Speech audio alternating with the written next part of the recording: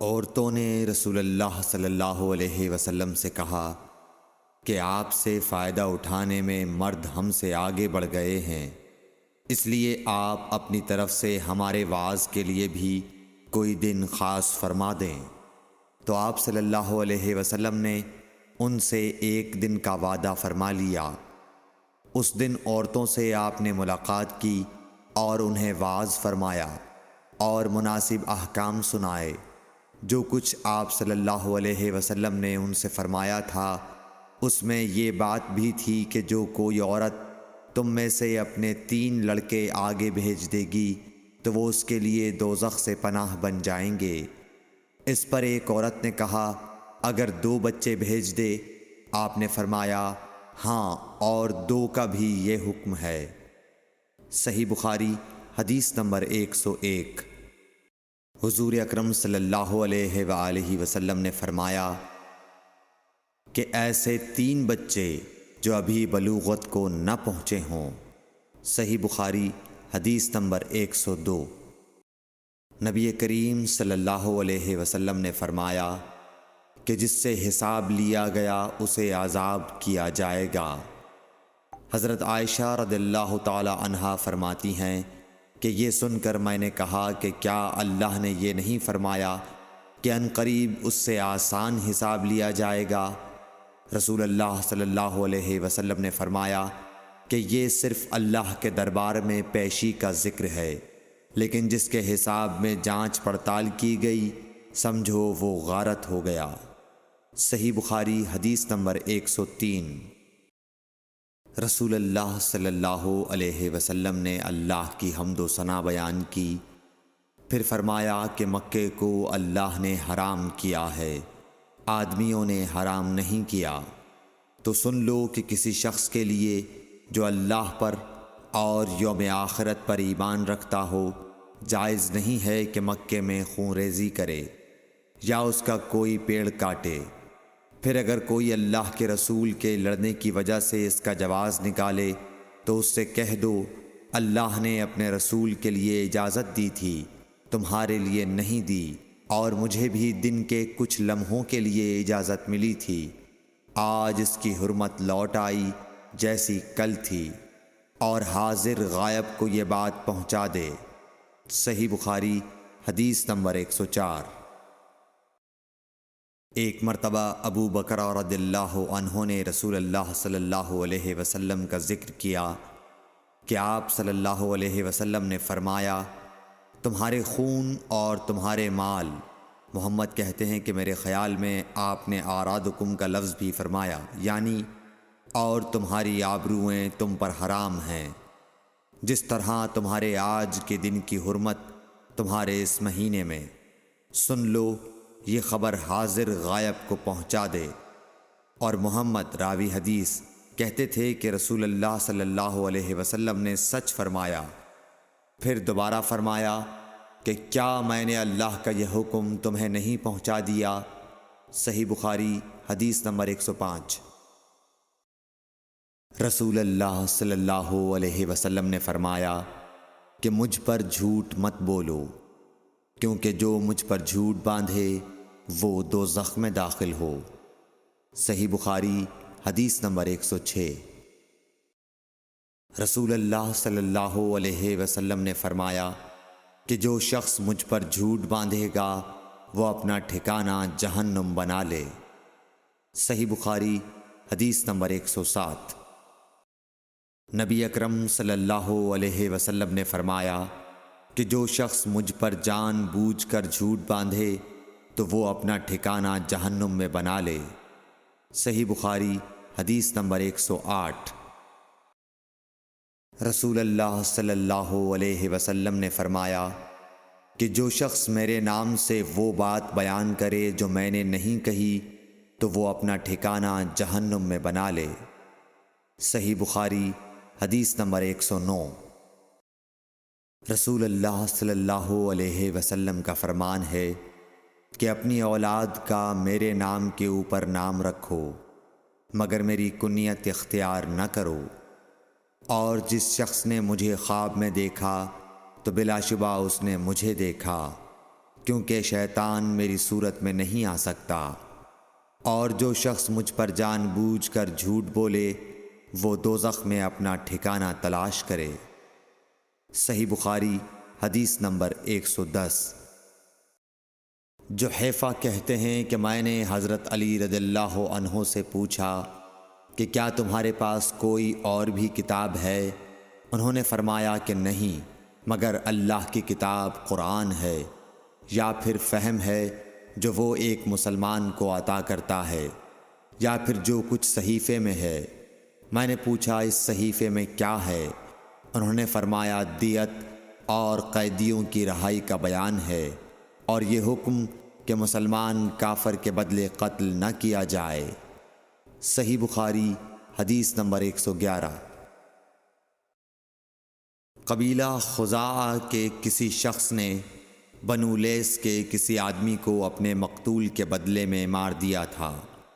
یہ فتح مکہ والے سال کی بات ہے۔ رسول اللہ صلی اللہ علیہ وسلم کو یہ خبر دی گئی۔ آپ نے اپنی اونٹنی پر سوار ہو کر خطبہ پڑھا اور فرمایا کہ اللہ نے مکے سے قتل یا ہاتھی کو روک لیا۔ امام بخاری رحمۃ اللہ علیہ فرماتے ہیں اس لفظ کو شک کے ساتھ سمجھو۔ ایسا ہی ابو نعیم وغیرہ نے القتل اور الفیل کہا ہے۔ ان کے علاوہ دوسرے لوگ الفیل کہتے ہیں۔ پھر رسول اللہ صلی اللہ علیہ وسلم نے فرمایا کہ اللہ نے ان پر اپنے رسول اور مسلمانوں کو غالب کر دیا، اور سمجھ لو کہ وہ مکہ کسی کے لیے حلال نہیں ہوا، نہ مجھ سے پہلے اور نہ آئندہ کبھی ہوگا، اور میرے لیے بھی صرف دن کے تھوڑے سے حصے کے لیے حلال کر دیا گیا تھا۔ سن لو کہ وہ اس وقت حرام ہے، نہ اس کا کوئی کانٹا توڑا جائے، نہ اس کے درخت کاٹے جائیں، اور اس کی گری پڑی چیزیں بھی وہی اٹھائے جس کا منشا یہ ہو کہ وہ اس شے کا تعارف کرا دے گا۔ تو اگر کوئی شخص مارا جائے تو اس کے عزیزوں کو اختیار ہے دو باتوں کا، یا دیت لیں یا بدلہ۔ اتنے میں ایک یمنی آدمی ابو شاہ نامی آیا اور کہنے لگا یہ مسائل میرے لیے لکھوا دیجئے۔ تب آپ نے فرمایا کہ ابو فلاں کے لیے یہ مسائل لکھ دو۔ تو ایک قریشی شخص نے کہا یا رسول اللہ مگر اذخر، یعنی اذخر کاٹنے کی اجازت دے دیجئے، کیونکہ اسے ہم گھروں کی چھتوں پر ڈالتے ہیں یا مٹی ملا کر اور اپنی قبروں میں بھی ڈالتے ہیں۔ یہ سن کر رسول اللہ صلی اللہ علیہ وسلم نے فرمایا کہ ہاں مگر اذخر۔ صحیح بخاری حدیث نمبر 112۔ وہب بن منبح کے بھائی کہتے ہیں کہ میں نے حضرت ابو ہریرہ رضی اللہ تعالی عنہ کو کہتے ہوئے سنا کہ رسول اللہ صلی اللہ علیہ وسلم کے صحابہ میں عبداللہ بن عمر رضی اللہ عنہ کے علاوہ مجھ سے زیادہ کوئی حدیث بیان کرنے والا نہیں تھا، مگر وہ لکھ لیا کرتے تھے اور میں لکھتا نہیں تھا۔ صحیح بخاری حدیث نمبر 113۔ جب نبی اکرم صلی اللہ علیہ وسلم کے مرض میں شدت ہو گئی تو آپ صلی اللہ علیہ وسلم نے فرمایا کہ میرے پاس سامان کتابت لاؤ تاکہ تمہارے لیے ایک تحریر لکھ دوں، تاکہ بعد میں تم گمراہ نہ ہو سکو۔ اس پر حضرت عمر رضی اللہ عنہ نے لوگوں سے کہا کہ اس وقت آپ صلی اللہ علیہ وسلم پر تکلیف کا غلبہ ہے، اور ہمارے پاس اللہ کی کتاب قرآن موجود ہے جو ہمیں ہدایت کے لیے کافی ہے۔ اس پر لوگوں کی رائے مختلف ہو گئی اور شور و غل زیادہ ہونے لگا۔ آپ صلی اللہ علیہ وسلم نے فرمایا میرے پاس سے اٹھ کھڑے ہو، میرے پاس جھگڑنا ٹھیک نہیں۔ اس پر ابن عباس رضی اللہ عنہ یہ کہتے ہوئے نکل گئے کہ بے شک مصیبت بڑی سخت مصیبت ہے، وہ چیز جو ہمارے اور رسول کے اور آپ کی تحریر کے درمیان حائل ہو گئی۔ صحیح بخاری حدیث نمبر 114۔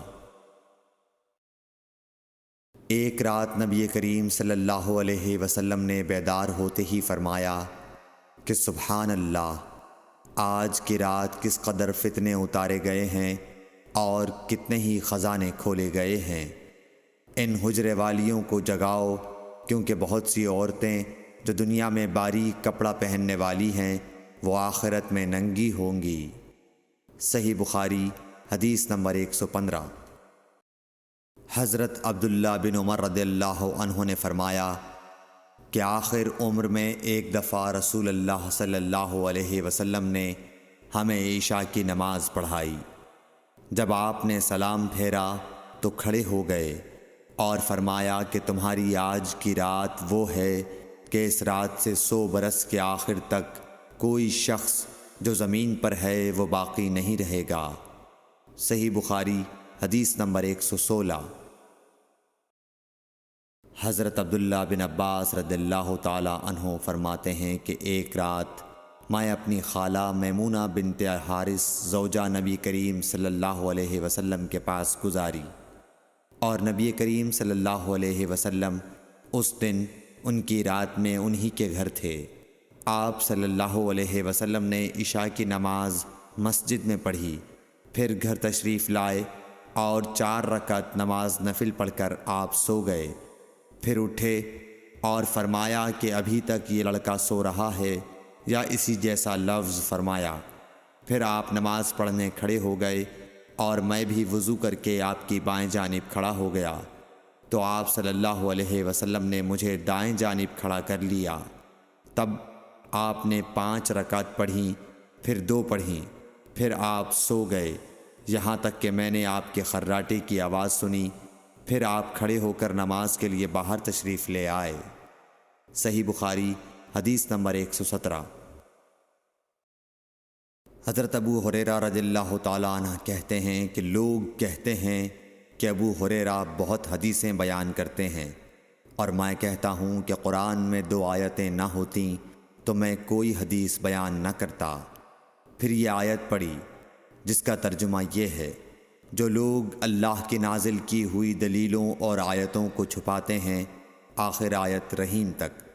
واقعہ یہ ہے کہ ہمارے مہاجرین بھائی تو بازار کی خرید و فروخت میں لگے رہتے تھے، اور انصار بھائی اپنی جائیدادوں میں مشغول رہتے، اور ابو ہریرہ رسول اللہ صلی اللہ علیہ وسلم کے ساتھ جی بھر کر رہتا، تاکہ آپ کی رفاقت میں شکم پوری سے بھی بے فکری رہے، اور ان مجلسوں میں حاضر رہتا جن مجلسوں میں دوسرے حاضر نہ ہوتے، اور وہ باتیں محفوظ رکھتا جو دوسرے محفوظ نہیں رکھ سکتے تھے۔ صحیح بخاری حدیث نمبر 118۔ ابو ہریرہ رضی اللہ عنہ کہتے ہیں کہ میں نے عرض کیا، یا رسول اللہ، میں آپ سے بہت سی باتیں سنتا ہوں مگر بھول جاتا ہوں۔ آپ صلی اللہ علیہ وسلم نے فرمایا، اپنی چادر پھیلاؤ۔ میں نے اپنی چادر پھیلائی۔ آپ صلی اللہ علیہ وسلم نے اپنے دونوں ہاتھوں کی چلو بنائی اور میری چادر میں ڈال دی۔ فرمایا کہ چادر کو بدن پر لپیٹ لو۔ میں نے چادر کو اپنے بدن پر لپیٹ لیا، پھر اس کے بعد میں کوئی چیز نہیں بھولا۔ صحیح بخاری حدیث نمبر 119۔ حضرت ابو ہریرہ رضی اللہ عنہ فرماتے ہیں کہ میں نے رسول اللہ صلی اللہ علیہ وسلم سے علم کے 2 برتن یاد کر لیے ہیں، ایک کو میں نے پھیلا دیا ہے، اور دوسرا برتن اگر میں پھیلاؤں تو میرا یہ نرخراک کاٹ دیا جائے۔ صحیح بخاری حدیث نمبر 120۔ نبی اکرم صلی اللہ علیہ وسلم نے حجۃ الوداع میں فرمایا کہ لوگوں کو بالکل خاموش کر دو تاکہ وہ خوب سن لیں۔ پھر فرمایا، لوگوں میرے بعد پھر کافر مت بن جانا کہ ایک دوسرے کی گردن مارنے لگو۔ صحیح بخاری حدیث نمبر 121۔ رسول اللہ صلی اللہ علیہ وسلم نے فرمایا کہ ایک روز موسیٰ علیہ السلام نے کھڑے ہو کر بنی اسرائیل میں خطبہ دیا، تو آپ سے پوچھا گیا کہ لوگوں میں سب سے زیادہ صاحب علم کون ہے؟ انہوں نے فرمایا کہ میں ہوں۔ اس وجہ سے اللہ کا غصہ ان پر ہوا کہ انہوں نے علم کو خدا کے حوالے کیوں نہ کر دیا۔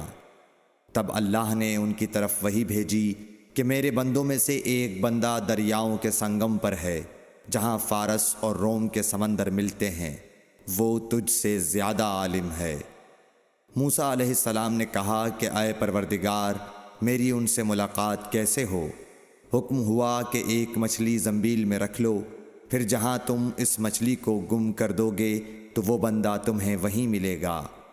تب موسیٰ علیہ السلام چلے اور ساتھ اپنے خادم یوشع بن نون کو لے لیا، اور انہوں نے زنبیل میں مچھلی رکھ لی۔ جب ایک پتھر کے پاس پہنچے، دونوں اپنے سر اس پر رکھ کر سو گئے، اور مچھلی زنبیل سے نکل کر دریا میں اپنی راہ بناتی چلی گئی۔ اور یہ بات موسیٰ علیہ السلام اور ان کے ساتھی کے لیے بے حد تعجب کی تھی۔ پھر دونوں باقی رات اور دن میں جتنا وقت باقی تھا چلتے رہے۔ جب صبح ہوئی، موسیٰ علیہ السلام نے خادم سے کہا، ہمارا ناشتہ لاؤ، اس سفر میں ہم نے کافی تکلیف اٹھائی ہے۔ اور موسیٰ علیہ السلام بالکل نہیں تھکے تھے، مگر جب اس جگہ سے آگے نکل گئے جہاں تک انہیں جانے کا حکم ملا تھا، تب ان کے خادم نے کہا کہ کیا آپ نے دیکھا تھا کہ جب ہم صخرہ کے پاس ٹھہرے تھے تو میں مچھلی کا ذکر بھول گیا؟ بقول بعض صخرہ کے نیچے آب حیات تھا، وہ اس مچھلی پر پڑا اور وہ زندہ ہو کر بقدرت الہی دریا میں چل دی۔ یہ سن کر موسیٰ علیہ السلام بولے کہ یہی وہ جگہ ہے جس کی ہمیں تلاش تھی، تو وہ پچھلے پاؤں واپس ہو گئے۔ جب پتھر تک پہنچے تو دیکھا کہ ایک شخص کپڑا اوڑھے ہوئے موجود ہے۔ موسیٰ علیہ السلام نے انہیں سلام کیا۔ خضر نے کہا کہ تمہاری سرزمین میں سلام کہاں؟ پھر موسیٰ علیہ السلام نے کہا کہ میں موسیٰ ہوں۔ خضر بولے کہ بنی اسرائیل کے موسیٰ؟ انہوں نے جواب دیا ہاں۔ پھر کہا کہ کیا میں آپ کے ساتھ چل سکتا ہوں تاکہ آپ مجھے ہدایت کی وہ باتیں بتلاؤ جو اللہ نے خاص آپ ہی کو سکھلائی ہیں؟ خضر بولے کہ تم میرے ساتھ صبر نہیں کر سکو گے۔ اے موسیٰ، مجھے اللہ نے ایسا علم دیا ہے جسے تم نہیں جانتے، اور تم کو جو علم دیا ہے اسے میں نہیں جانتا۔ اس پر موسیٰ علیہ السلام نے کہا کہ خدا نے چاہا تو آپ مجھے صابر پاؤ گے، اور میں کسی بات میں آپ کی نافرمانی نہیں کروں گا۔ پھر دونوں دریا کے کنارے کنارے پیدل چلے۔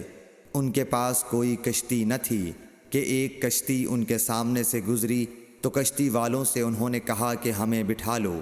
خضر کو انہوں نے پہچان لیا اور بغیر کرائے کے سوار کر لیا۔ اتنے میں ایک چڑیا آئی اور کشتی کے کنارے پر بیٹھ گئی۔ پھر سمندر میں اس نے ایک یا دو چونچیں ماری۔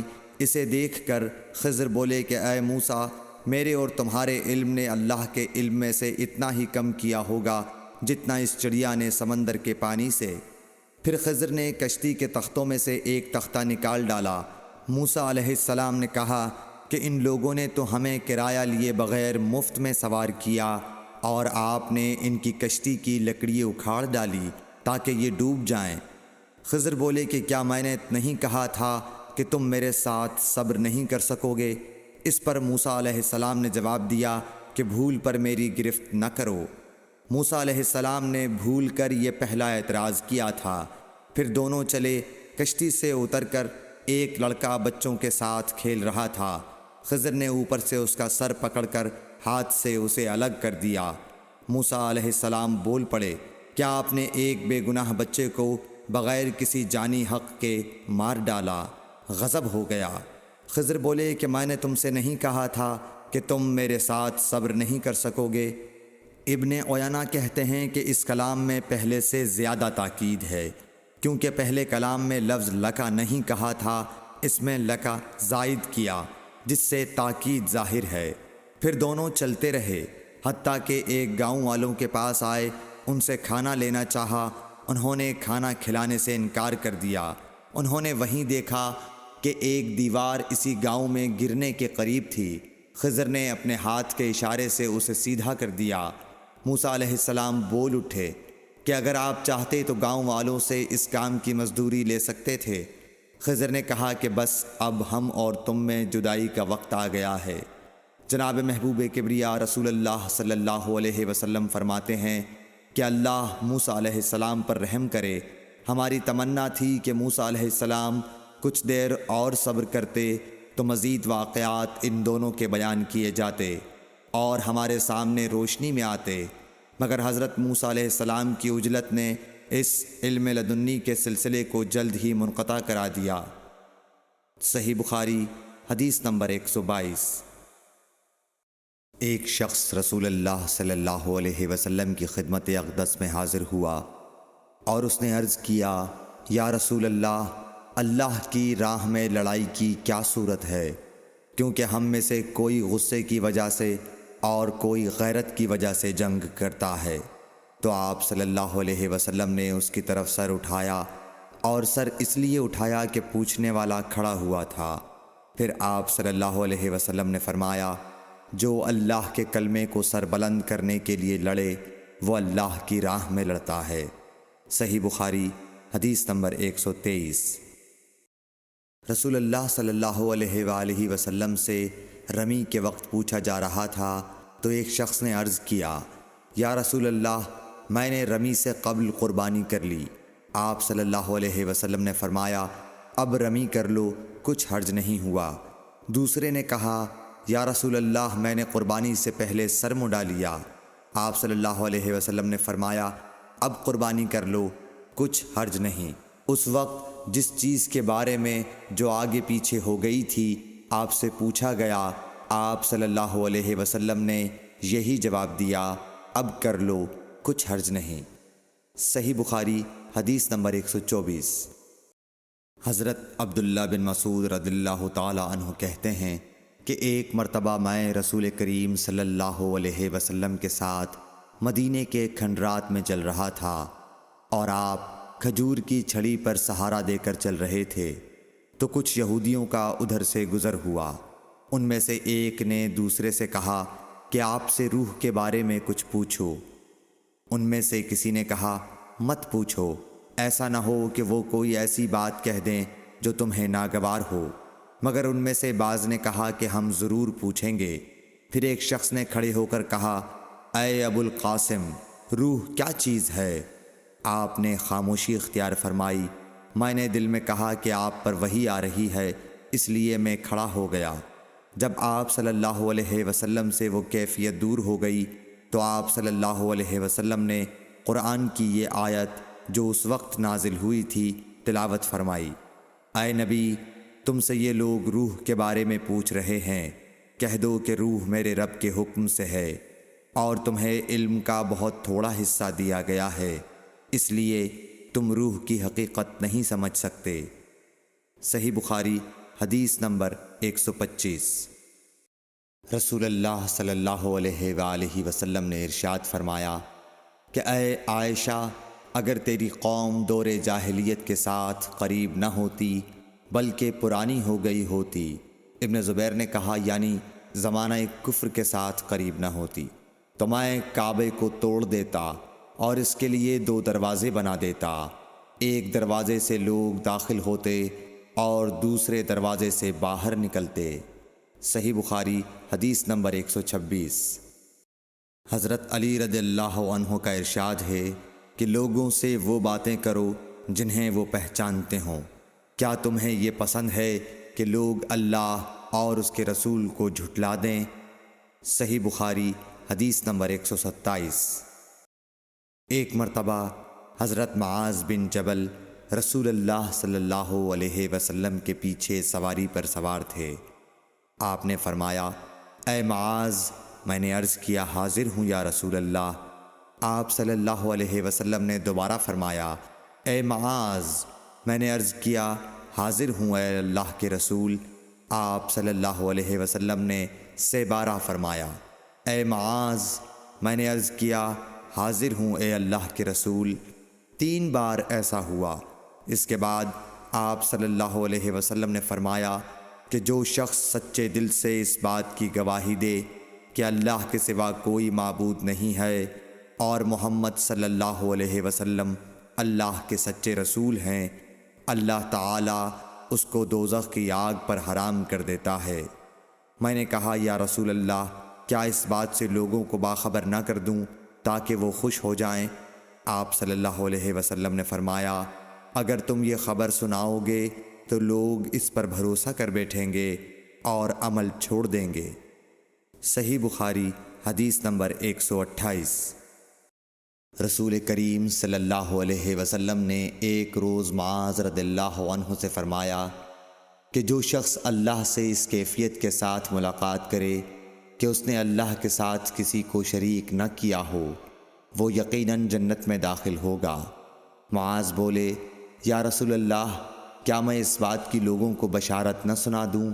آپ صلی اللہ علیہ وسلم نے فرمایا، نہیں، مجھے خوف ہے کہ لوگ اس پر بھروسہ کر بیٹھیں گے۔ صحیح بخاری حدیث نمبر 129۔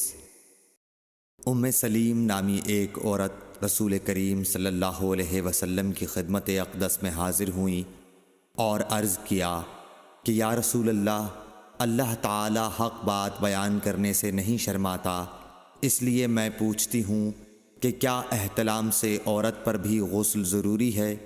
آپ صلی اللہ علیہ وسلم نے فرمایا کہ ہاں، جب عورت پانی دیکھ لے یعنی کپڑے وغیرہ پر منی کا اثر معلوم ہو۔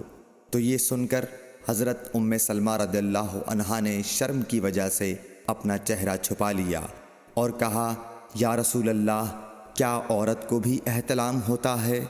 آپ نے فرمایا، ہاں، تیرے ہاتھ خاک آلود ہوں، پھر کیوں اس کا بچہ اس کی صورت کے مشابہ ہوتا ہے؟ یعنی یہی اس کے احتلام کا ثبوت ہے۔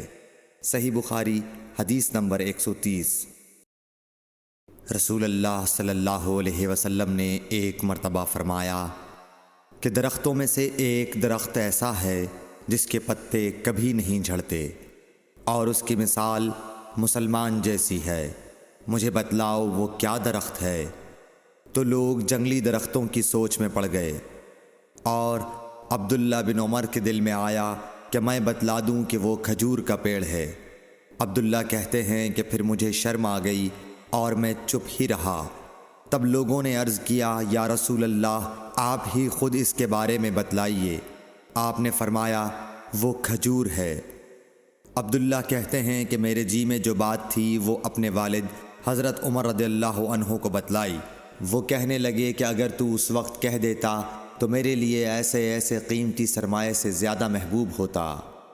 صحیح بخاری حدیث نمبر 131۔ حضرت علی رضی اللہ تعالی عنہ سے روایت ہے کہ میں ایسا شخص تھا جسے جریان مزی کی شکایت تھی، تو میں نے اپنے شاگرد مقداد کو حکم دیا کہ وہ رسول اللہ صلی اللہ علیہ وسلم سے دریافت کریں، تو انہوں نے آپ صلی اللہ علیہ وسلم سے اس بارے میں پوچھا۔ آپ صلی اللہ علیہ وسلم نے فرمایا کہ اس مرض میں غسل نہیں ہے، ہاں وضو فرض ہے۔ صحیح بخاری حدیث نمبر 132۔ ایک آدمی نے مسجد میں کھڑے ہو کر عرض کیا، یا رسول اللہ، آپ ہمیں کس جگہ سے احرام باندھنے کا حکم دیتے ہیں؟ تو رسول اللہ صلی اللہ علیہ وسلم نے فرمایا، مدینے والے ذوالحلیفہ سے احرام باندھیں، اور اہل شام جحفہ سے، اور نجد والے قرن منازل سے۔ ابن عمر نے فرمایا کہ لوگوں کا خیال ہے کہ رسول اللہ صلی اللہ علیہ وسلم نے فرمایا کہ یمن والے یلملم سے احرام باندھیں، اور ابن عمر کہا کرتے تھے کہ مجھے یہ آخری جملہ رسول اللہ صلی اللہ علیہ وسلم سے یاد نہیں۔ صحیح بخاری حدیث نمبر 133۔ ایک شخص نے آپ صلی اللہ علیہ وسلم سے پوچھا کہ احرام باندھنے والے کو کیا پہننا چاہیے؟ آپ صلی اللہ علیہ وسلم نے فرمایا کہ نہ قمیص پہنے، نہ صافہ باندھے، اور نہ پاجامہ، اور نہ کوئی سرپوش اوڑھے، اور نہ کوئی زعفران اور ورس سے رنگا ہوا کپڑا پہنے، اور اگر جوتے نہ ملیں تو موزے پہن لے، اور انہیں اس طرح کاٹ دے کہ ٹخنوں سے نیچے ہو جائیں۔ صحیح بخاری حدیث نمبر 134۔